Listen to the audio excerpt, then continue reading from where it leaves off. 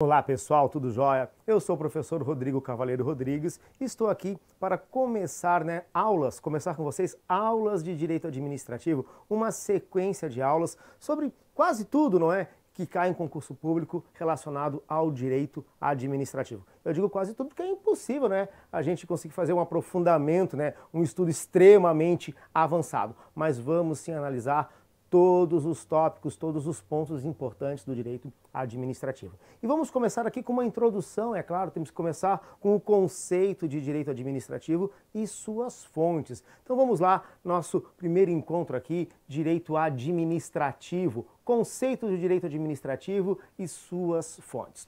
E é o seguinte, pessoal, nós vamos aqui tratar de direito administrativo, então é importante conceituá-lo, mas não vou começar assim tão lá atrás, não é? Por exemplo, com o conceito de direito em si.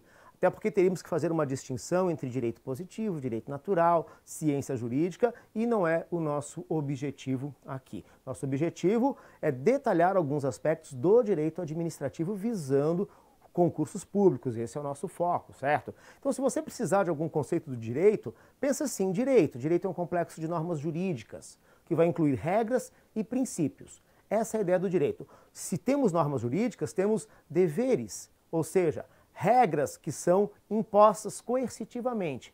Essa é uma ideia básica sobre direito. E dentro disso, nós temos uma classificação antiga do direito, metodológica somente. Para normas mais recentes ela não é tão utilizada, mas para entender o que é o direito administrativo ela é interessante. Vamos lá começar então com essa classificação aqui do direito. O direito pode ser classificado como direito privado, que é aquele que trata dos interesses dos particulares, e o direito público, que é aquele que trata da tutela da coisa pública, dos interesses da administração pública. Bem, no passado, assim, ali pelo século XX, quando eu estava na faculdade, por exemplo, até que era tranquilo utilizar essa separação entre direito privado e direito público. Direito privado, melhor exemplo, o direito civil. Então são as normas jurídicas, regras e princípios que tratam dos interesses entre particulares. Então um contrato entre dois particulares, direito civil, direito privado.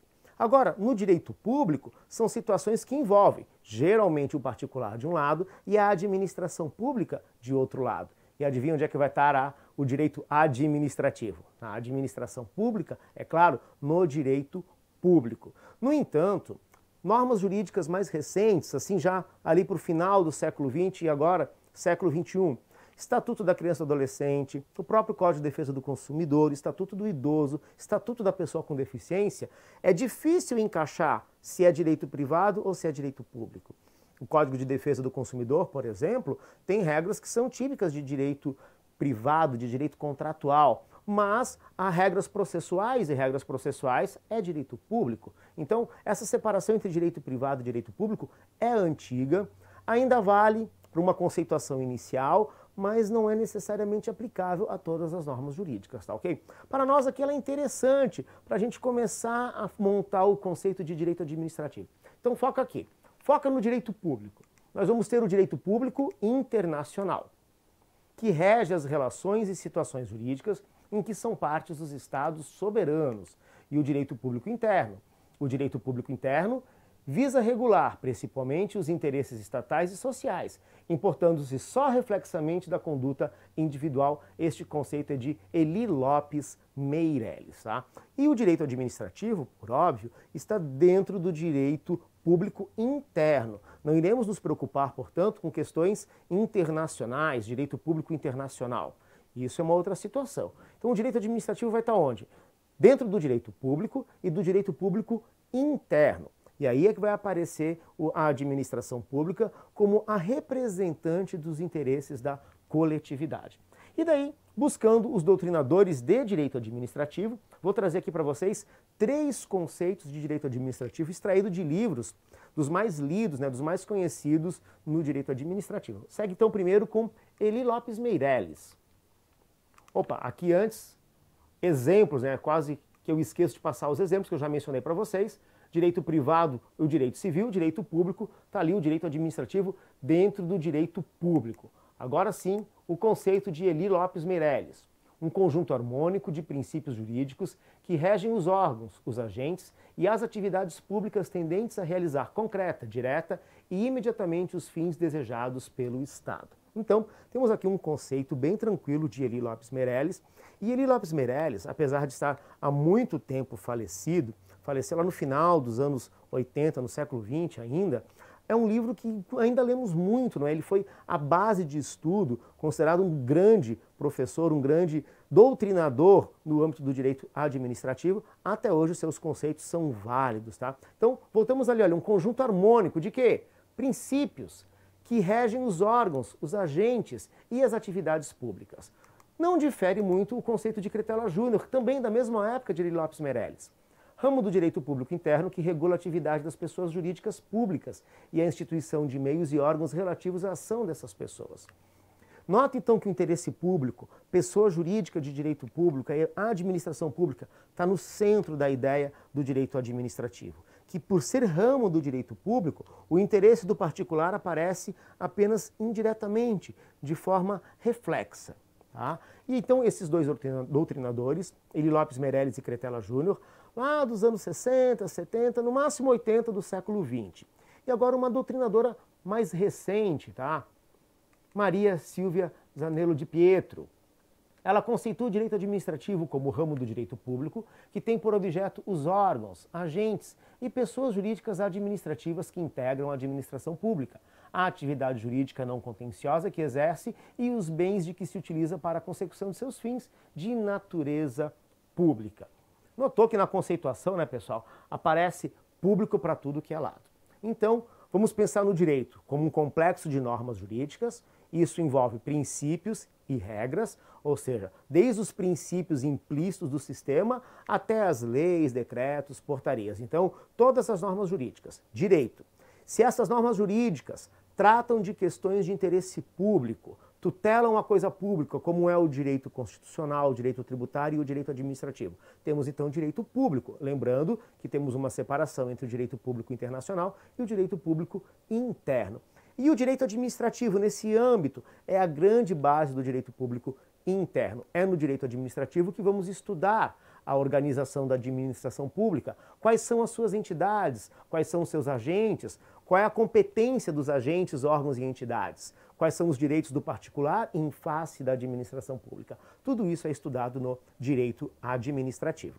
E agora é o seguinte, vem uma outra pergunta na sequência.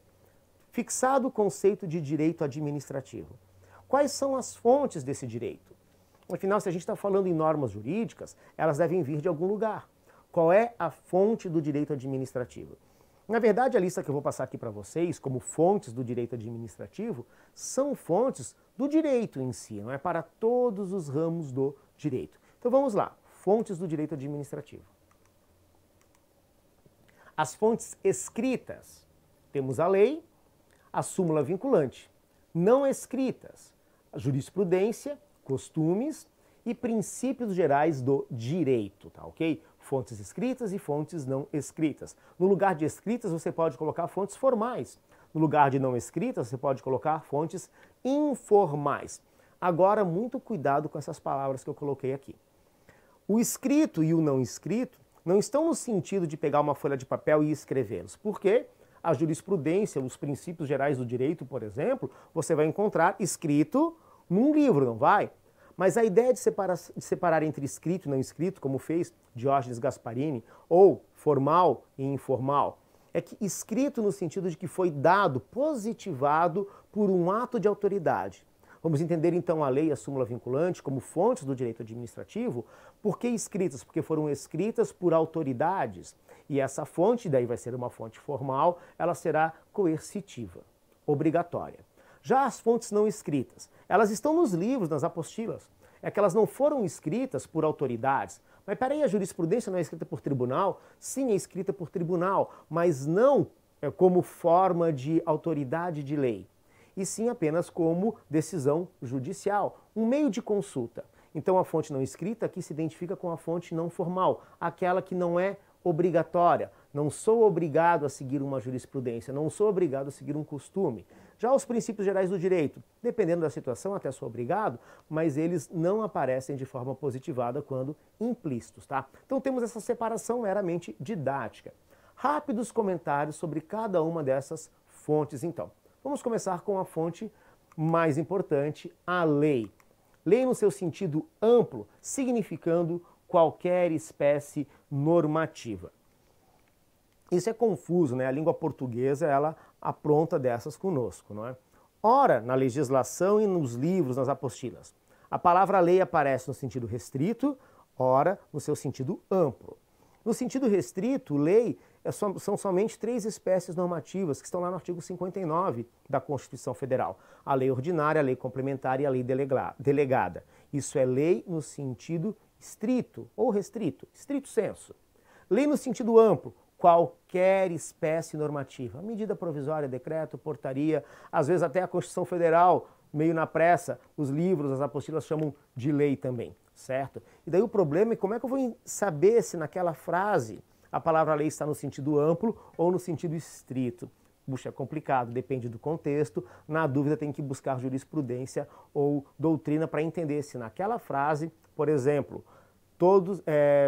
apenas a lei pode me obrigar a fazer ou deixar de fazer algo. É lei no sentido estrito ou lei no sentido amplo? Nesse caso, é lei no sentido estrito, mas apenas com um bom estudo é que a gente consegue identificar quando a lei está no sentido amplo ou estrito. Como fonte do direito e do direito administrativo, eu estou usando aqui a palavra lei no seu sentido muito amplo. Qualquer norma jurídica, então vai da Constituição Federal, emenda constitucional, medida provisória, leis, decretos, portarias, até chegar numa ordem de serviço, certo, pessoal? E daí, vamos lá. Lei. Todavia, nem toda lei é fonte do direito administrativo, mas tão somente as que regem os órgãos, os agentes e as atividades públicas, ou, em outras palavras, as que dispõem sobre situação que interessam à administração pública. A principal fonte do direito é a lei. Aqui no Brasil, pelo menos, né? Outros países com um sistema diferente, como na common law, a jurisprudência e o costume pode ter o mesmo peso que a lei. Não para o direito brasileiro. Aqui a lei, no seu sentido amplo, é a principal fonte do direito. Mas para ser fonte do direito administrativo, nós temos que ter uma lei que trata da administração pública, que trata das entidades, dos agentes, dos órgãos públicos, das funções, da atividade estatal em si. Então, toda lei é fonte do direito, mas nem toda lei é fonte do direito administrativo. Como diz Diógenes Gasparini nessa frase, apenas aquela lei que trata dos agentes, atividades públicas, órgãos públicos, situações que interessam a administração pública é que pode ser considerado, então, uma fonte do direito administrativo.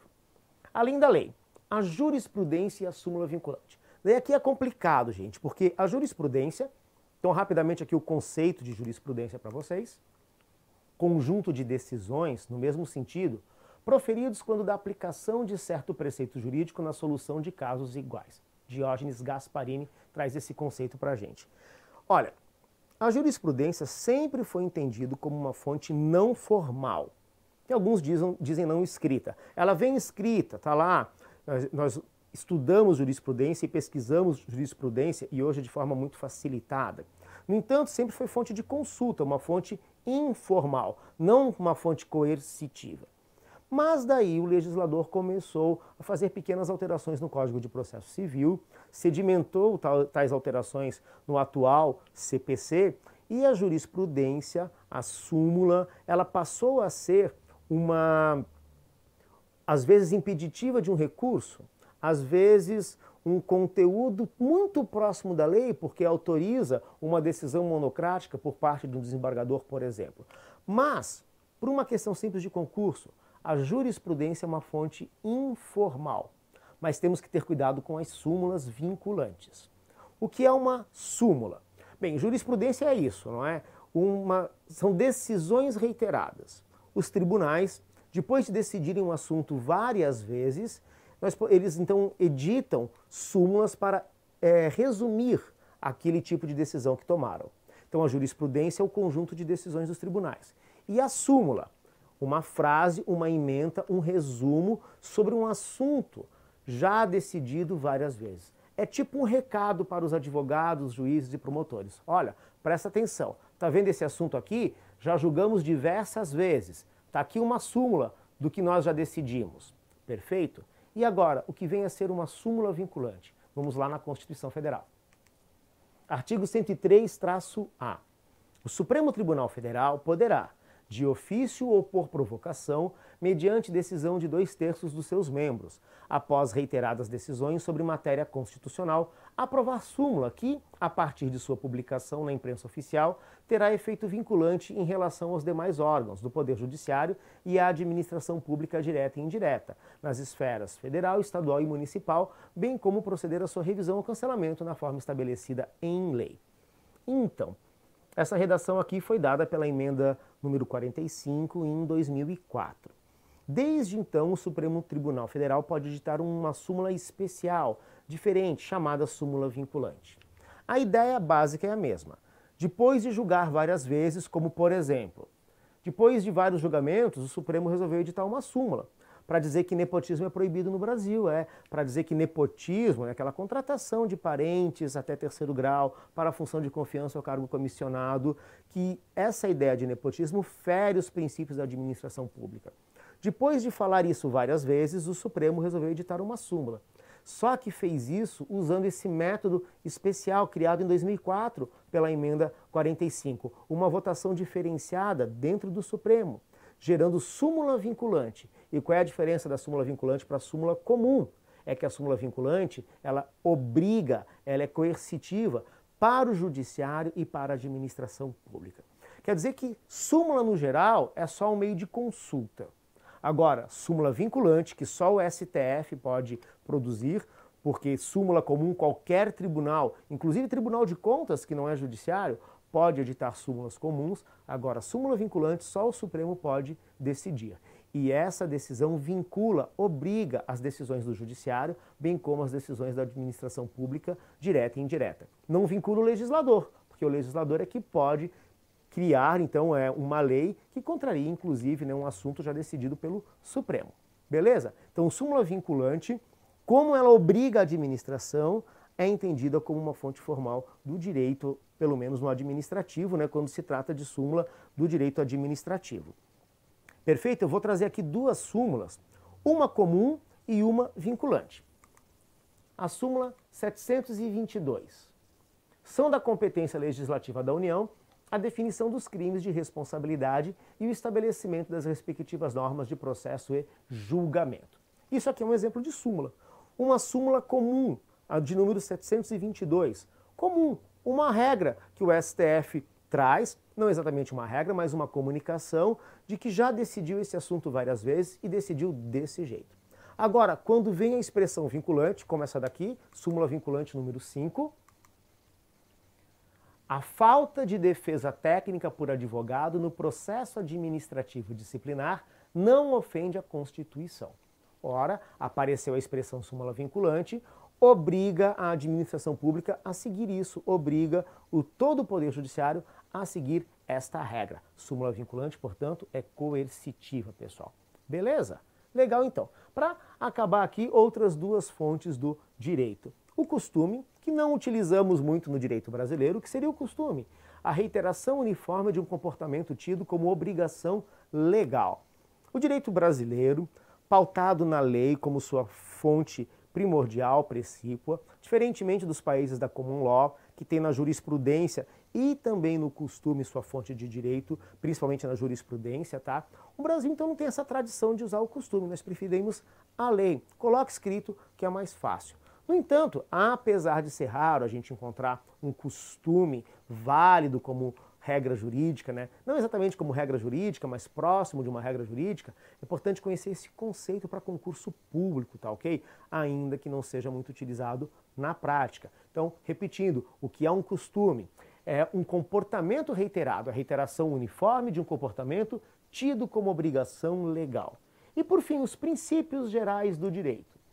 Princípios, segundo Miguel Reale, são enunciados lógicos admitidos como condição ou base de validade das demais asserções que compõem o campo do saber. para o direito são enunciados normativos de valor genérico, enunciações normativas de valor genérico, que condicionam e orientam a compreensão do ordenamento jurídico, quer para sua aplicação e integração, quer para a elaboração de normas. Então, princípio é isso, né? Enunciados lógicos. Todo ramo do conhecimento humano tem princípios. O direito tem os seus. Esses enunciados lógicos, a partir dos quais formulamos raciocínios. E daí para o direito, esses enunciados lógicos, que serão a base de que tipo de raciocínio? O raciocínio que cria uma lei, por exemplo, ou que leva a um julgamento. Então, os princípios, sim, são fontes do direito e também do direito administrativo, por óbvio. No entanto, às vezes há uma concordância tão grande entre os doutrinadores sobre os princípios que o legislador percebe isso e coloca esse princípio em uma lei ou na Constituição Federal. Então, por exemplo, o artigo 37 da Constituição Federal diz que são princípios da administração pública a legalidade, a impessoalidade, a moralidade, a publicidade e a eficiência. Então, peraí, eram princípios, mas que nós colocamos na Constituição. Constituição daí entra na ideia de lei no sentido amplo. Então deixa de ser apenas um princípio para ser fonte formal, porque está lá na Constituição como norma jurídica escrita. Beleza, pessoal? É isso aí então. Aqui estão as fontes do direito administrativo, bem como o conceito de direito administrativo. Tudo isso para começar esse estudo. Grande abraço, até um próximo encontro, pessoal. Tchau, tchau.